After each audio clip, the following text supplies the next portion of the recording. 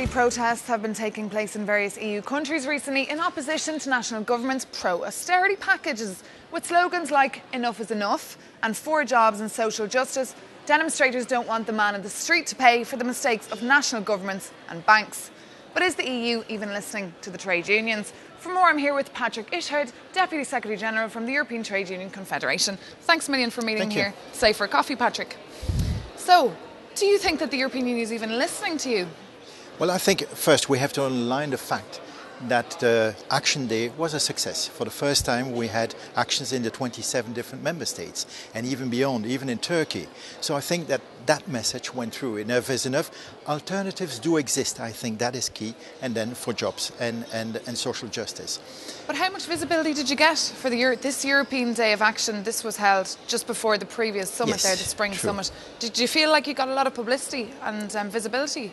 I think in each of the member states, as I said it, we had an action. And it was really, now you have different cultures. In the Nordic states, they don't go for a strike or demonstration necessarily. It's more symbolic or different actions. So it was related to the culture, to the means of traditions, the laws of each of the member states. But in each of the member states, you had something. And I think that we had a lot of visibility in some of the member states. And we had something I think, great in Brussels too.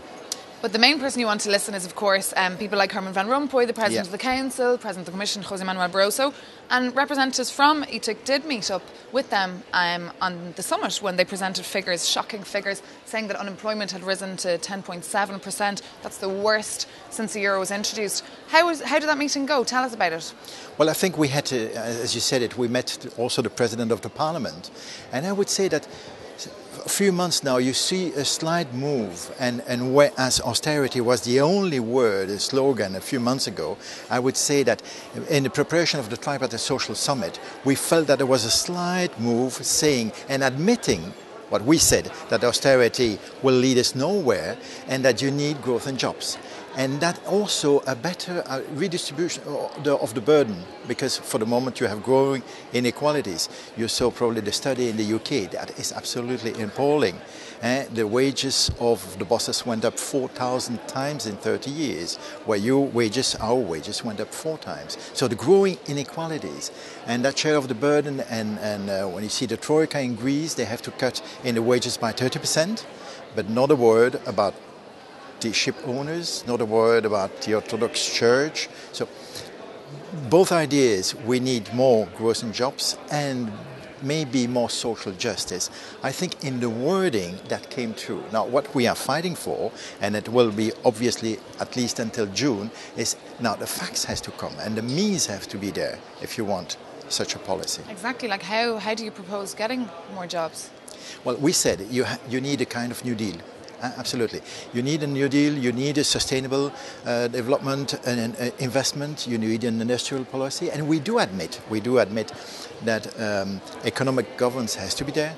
We do admit that a certain fiscal and budgetary discipline has to be there. Debt has to be maintained under control. But seeing the fact that the member states are under pressure, we say that the Eurobonds, for example, and the Commission is pushing for it, Eurobonds. Financial transaction tax, not only therefore, but also could help the ECB as a lender in last resort. Then you have no speculation anymore, because Greece is for the moment solved. But Ireland, Portugal, other ones risk to come. And so we have to be safe on that side. And let's just speak about Ireland for a minute. I've seen that you've denounced the Fiscal Compact Treaty. The Irish people will, of course, have a referendum on that this May. Will you recommend to your Irish counterparts that they vote no in this, even though if they vote no, they won't have any access to the long-term kitty, the ESM?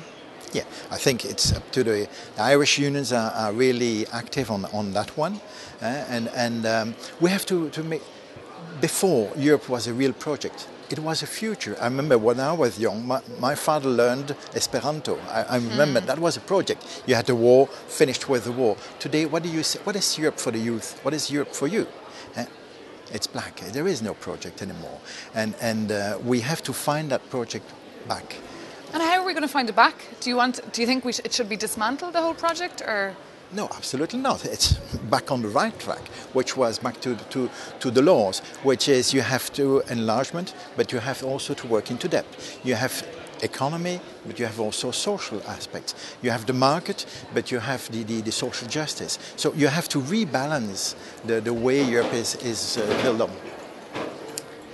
OK, Patrick Ishart, we're going to have to leave it there from the European Confederation of Trade Unions. Thank you very much for joining me here today for a coffee. Thank you very much.